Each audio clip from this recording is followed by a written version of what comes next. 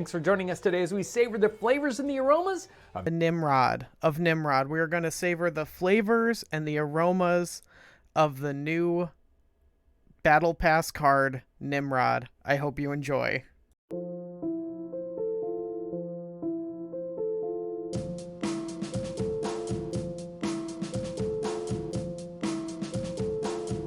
Welcome back. I am your host, D, also known as MTF Doom. Today is the first day of the new season, so I am hopping on the bandwagon of creating hype content for a mediocre card. What's up? Nimrod is really cool. Nimrod is really cool. I'm not going to pretend that he isn't. I'm really happy about the design. As we went over in the spoiled cards section, I'm trying to talk and scroll at the same time.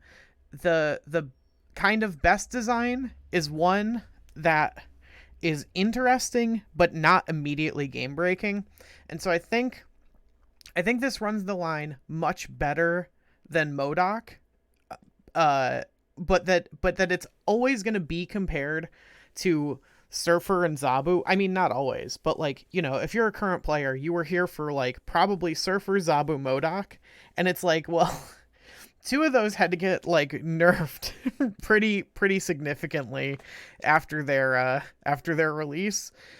I don't think this one's probably going to need to get nerfed. And MODOK sees no play, so it's weird. I think this is going to inhabit that special middle zone of good enough and not absolutely game breaking, and I appreciate that. I think that's a really good place for the season pass cards to enter into the meta. I like we've talked about, I wish more cards were like this and just entered pool 3 or 4. I'm really hype on Kitty Pryde, and it's going to be entering the game as a pool 5 card. So it's I'm really hype on her, but I'm not going to get to play her for 6 months. So what do I care? This is an ideal card. So we have 3 decks lined up for you to start, absconding with cubes from thine opponents. I hope you enjoy. We got number 1, Nimbro, which is Cerebro Nimrod. It's just a Cerebro 5. If you've watched my channel for a while, you know that I had this, I called it 5s for 3 2s 1, which was a Cerebro 5 that also ran 3 2s that could get buffed with Silver Surfer, because then they'd become 3 5s. So it could run 3 2s or any X5 that wasn't X not equals 3. That's how it worked. And that deck was sick. I think it encompassed something that I really love about Cerebro, which is that you don't need every card to be the number. You don't need Cerebro to be only Cerebro 5. We are doing that here because I'm a hypocrite, but you don't need that. If Cerebro gave you 8 power, if it gave you 6, you'd be okay. But if you hit 4 cards with a Cerebro, Cerebro is functionally a 3/8, and that's incredible. A 3/8 is really good. So as long as your top end is all the number, you're pretty happy, hitting 3 or 4. But we are going all in on it. So obviously we have Nimrod. Nimrod, the reason Cerebro 5 even really works in the first place, just so we're clear, has historically been because of Doom. Because Doom lets you put 3 X5s onto the board all at the same time, right? Any Cerebro deck outside, maybe outside of 2, but so many Cerebro decks struggle because if you're only playing 1 X power card per turn, maybe even 2, you just aren't filling enough lanes. You're not putting enough meat on the board to have that matter. Dr. Doom solves that because just like Brood, it puts 3 of the same powered bodies on the field. With Nimrod, you have the same kind of thing, right? Except it puts 4 if you Zola. That's it. We also have Deathlock. And so Deathlock is a 5 power itself and can destroy Nimrod to add 2 5 powers to the board.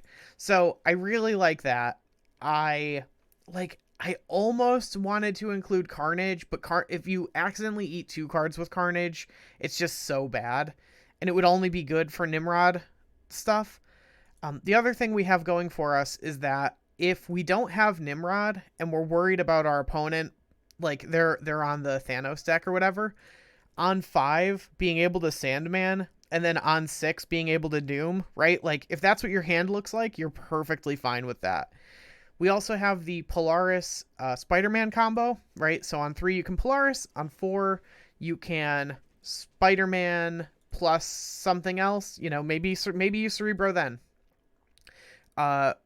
This is Star-Lord is my kind of least favorite include, because it's not always an X5. It is sometimes, and a 2/5 of course, you know, is really good. We know that. This could and may end up being Luke Cage, because you all know, if you've played a Cerebro deck, how bad locations that lower your power by even 1 can be. We don't have any location interruption here. So Luke Cage might take this spot. Luke Cage also, just for what it's worth, Luke Cage and Lizard interact in the way you want them to.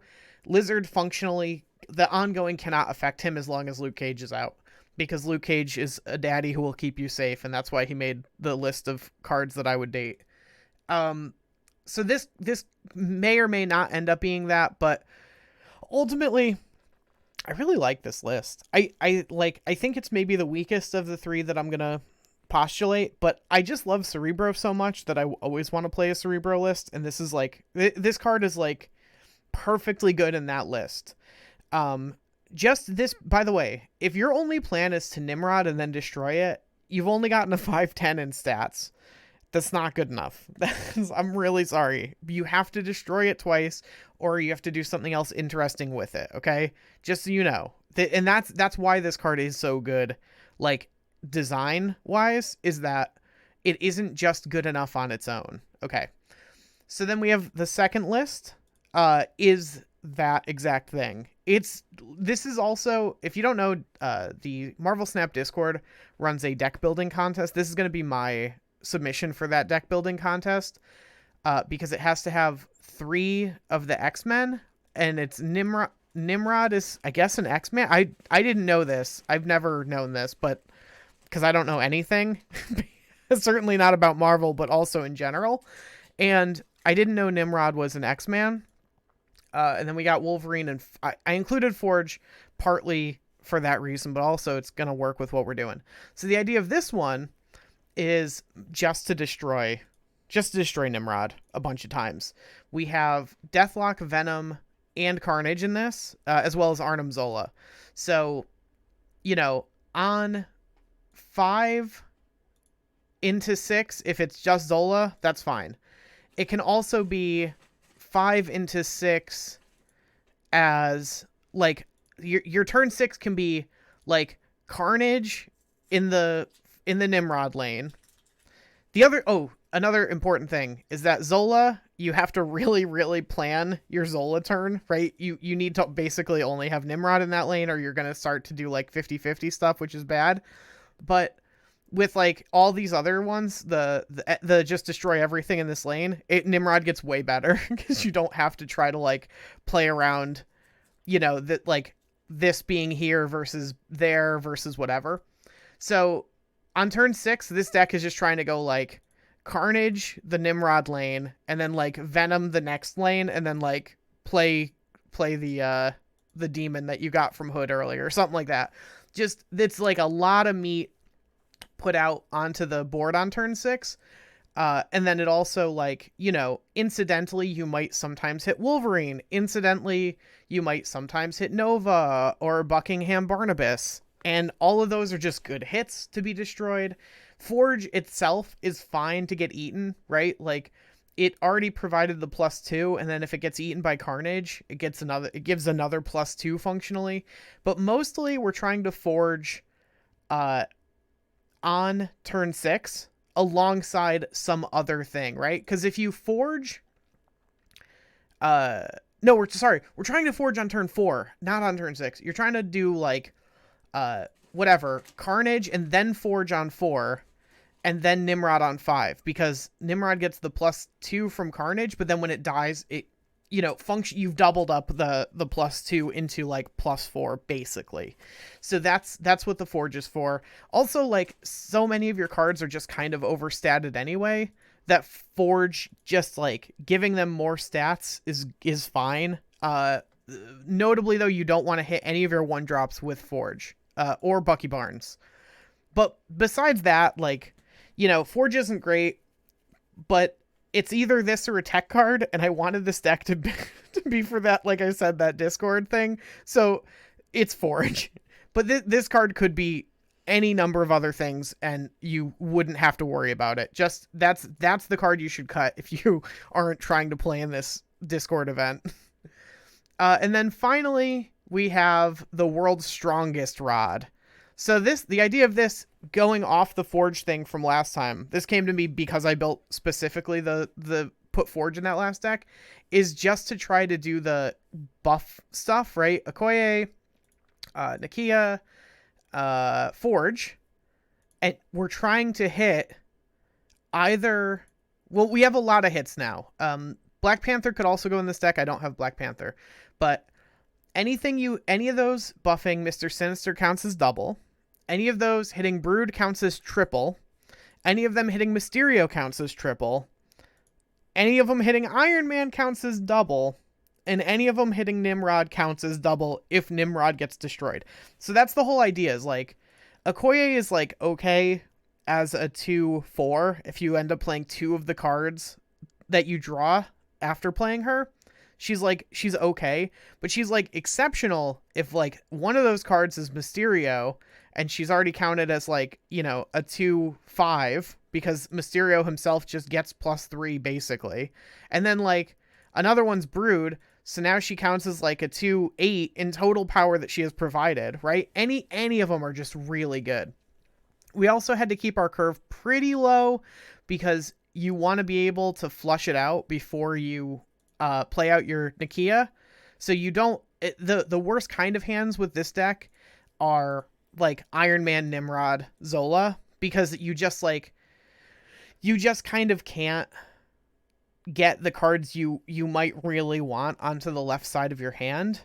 This deck does sometimes just end up with really awkward hands in the same way that a lot of like pseudo combo decks do. But, a lot of people like just forget that Nakia happened. Like if you play Nakia on 3, your opponent just sometimes going to be like, yeah, whatever, I don't care. And then you're like, turn 5 Nimrod, and they're like, oh no, nani? And then turn 6 Zola, and they're like, I've lost. How could this have happened? Oh, I forgot. Nakia did that. Because that, turns Nimrod into like 28 power or something, which is, it's pretty good. 28 power is pretty good. It's not as good as some of the other stuff, but it's pretty good. So that's it. And also, I really love this deck anyway. I've highlighted a deck like this in the past, but it really didn't have legs. I think you might need Panther. You might. Shuri would go great in this list as well. Shuri would go fine. We don't have any 4s, which is why Shuri would be a little better in a lot of ways than some other cards. But in general, like, lists like this are just really fun.